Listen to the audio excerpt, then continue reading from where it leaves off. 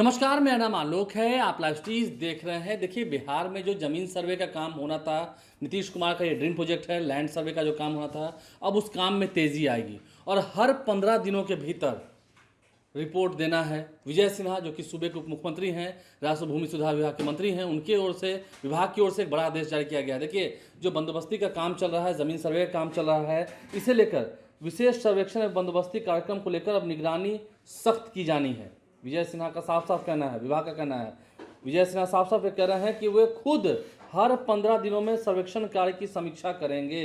हर 15 दिन में सर्वेक्षण कार्य की समीक्षा करेंगे ताकि काम में तेजी बनी रहे और तय समय पर लक्ष्य पूरा हो सके। देखिए, इसके अलावा जो बंदोबस्त अधिकारी हैं उन्हें दिशा निर्देश दिया गया है कि रोजाना तय लक्ष्य के हिसाब से काम करें। उन्होंने कहा है कि हर दिन का लक्ष्य तय हो, शाम में उसकी समीक्षा हो और उसकी रिपोर्ट मुख्यालय को भेजी जाए। हर जिले में कितना काम हुआ, कितना ज़मीन सर्वे हुआ, कितने जो लैंड डिस्प्यूट हैं उसके चलते बढ़ रहे हैं। देखिए, ज़मीन विवाद में ही अक्सर मर्डर्स होते हैं, हत्याएं होती हैं और भी जो संगीन जुर्म हैं वो होते हैं। तो ऐसे में अगर एक बार लैंड सर्वे का काम पूरा हो जाएगा तो ये सारे मामले फिर कम होंगे, बहुत कम होंगे। नीतीश कुमार का ये ड्रीम प्रोजेक्ट भी रहा है। तो ऐसे में विजय सिन्हा ने ये बड़ा आदेश दिया अपने विभाग को, हर 15 दिनों के अंदर वो खुद इसकी समीक्षा करेंगे। किन किन जिलों में कितने विवाद हैं, कितने ज़मीन सर्वे हुए, कितना % काम पूरा हुआ और अब इस काम में तेज़ी लानी है। देखिए, अब चुनाव हो चुके हैं, लोगों को समय दिया गया था, कागज़ जिनके पास नहीं है कागज़ बनवाने के लिए समय दिया गया था, लेकिन अब मार्च भी हो गया, होली का त्यौहार भी बीत गया और अब फाइनेंशियल ईयर शुरू होगा 1 अप्रैल से, यानी कि अब काम में तेज़ी आएगी। यही नहीं, जिलों के 445 अंचलों में त्रिसीमाना सीमा सत्यापन और किश्तवार काम का तेज़ी से पूरा करने का ये लक्ष्य दिया गया है।